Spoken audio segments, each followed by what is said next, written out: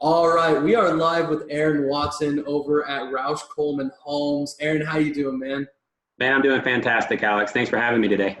Oh, I'm so stoked to talk with you. Dude, we've been working together for 5 years now, I think. Four and a half, yeah, 4 years. 4.5, 5 years. Geez, man. And I remember coming out to one of your model homes in Tulsa, Oklahoma, or I think Broken Arrow, and having a conversation with you. And I was just struck by the level of intent that you bring to the sales process. And man, I remember way back coming into sales meetings and you were putting me on the spot, man, asking questions, wanting to know more, really trying to make the most out of our partnership. And God, 4.5 years later, I mean, you've just absolutely been a front runner and killing it with helping people get ready to buy homes. So I couldn't think of anybody better to really have a conversation about the sales process. So thank you so much for being on with us today. Hey, my pleasure. My pleasure. So first question I've got, it's kind of a lengthy one, but like I said, I've worked with you for a long time. And one thing that I've witnessed really all throughout Roush Coleman, but especially with you, is that there's a commitment to the sales process. There's a commitment to really having great technique and intent. What I'm looking for is what helps you elevate your sales process. You guys have a defined process, but what helps you really take it to another level where you can get more contracts? The main thing is just being a professional on your product. Know everything you can know about it so that you don't get stumped. So number one is being the professional. Number two is just really watching their body language, talking to them, listen, shut up and listen. That's a big key there. But the main thing I look forward, whenever I meet someone for the first time is that something's typically happened in the last 3 or 4 days of their life that has brought them into my model home, that has them searching. And as soon as I can figure that out, that's where the real conversation starts to happen and what brought them in. Because I know they want a house, and that's what I sell. That's why they've showed up today. So I know they want a house. So I'm not asking that. I need to find out why they need that house. So you just touched on like multiple hot points for me because one thing that I train on a lot with my team is, they want the house, right? I mean, we don't sell real estate, but as an example, they came in, they want the house. You don't need to sell them the house. You need to find out why they're looking for a house and really get a better understanding of what they want. Right? Correct. And a lot of sales professionals kind of get lost in the fray of that. And one thing that I find that helps out a lot is the better, like what you said, the better you understand your product or your service, the easier it is to actually identify whether or not you can provide a solution or not. Right? Yeah. And that's one thing that I find pretty interesting. And you nailed it on the head. I mean, there does seem to be a need for professionalism in sales. Right? Oftentimes people think of sales as persuasion, trying to get people to do things that they don't want to do. That's just an outdated way to sell. Don't you agree? No, I agree. So when you come in, when I come into your model home and you understand your product, you know what the timelines look like, and you're not asking me silly questions. You're asking me questions about what it is that's impacted me to actually make a big life decision. I mean, that's a game changer. And I think that that's something that no matter what you sell, I mean, I'm going to show this video to my sales team because that's a big way to transition and elevate your sales process compared to just looking in the mirror and practicing your sales pitch. Well, yeah, you never know what you're going to get. Every buyer's different. So I can sit here and it's good to sharpen your skill in the mirror, to be able to do that. And I suggest that you keep doing that. But you are going to get a different situation with every buyer. And they walk in and you say, hey, what brings you in today? Well, then it was my car. You get that sometimes. Well, why? Why did they really come see me? Why did they come to Roush Coleman Homes? What in their life has changed that wants to put them into this new home to start making an investment on their lives? And so, like I said just a little bit ago, that's where the real conversations start to happen. And, that's where you get to the meat of it all. I love it. So obviously you don't get to that point of sales professionalism overnight, right?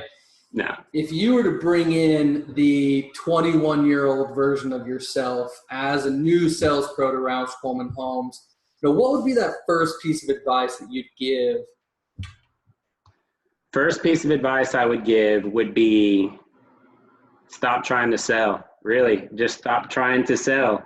Have a conversation. Know that the buyer wants what you have. That's why they're at your establishment. The most precious thing that anybody has that you can't get back is time. And the most precious thing to our buyers, our clients, whatever it is their time. And if they've taken that time out of their busy day to come into your establishment, that's it. You don't have to sell them your product, okay? They're there. So have the conversation, find out why they need your product, and then get it to them.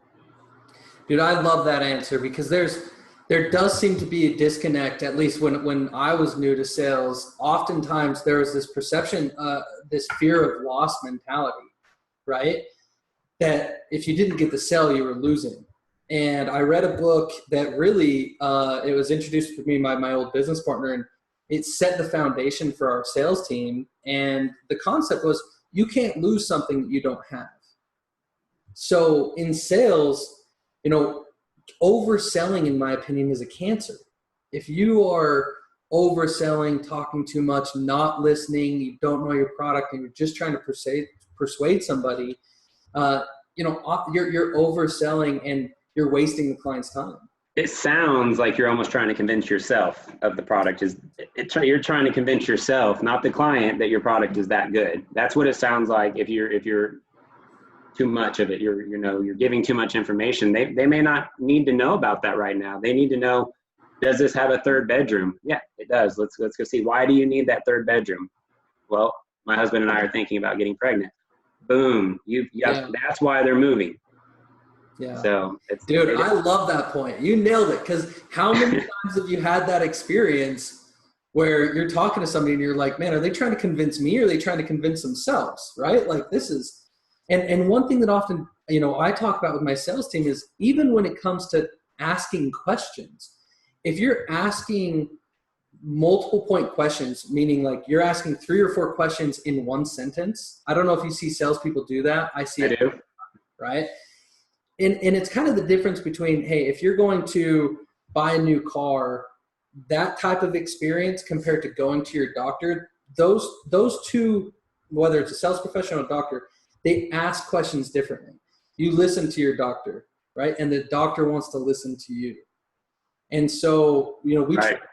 kind of have this mentality here that when you ask a question, ask it with a tone of seriousness, and then listen.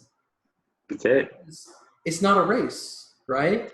I want to say it was Ryan Taft, a gentleman that I met a while ago, that he said, shut up and listen, Aaron. Just shut up and listen, and it's amazing what that's done in my sales experience, just in that short amount of time, is that just finding out the real reason why people are there.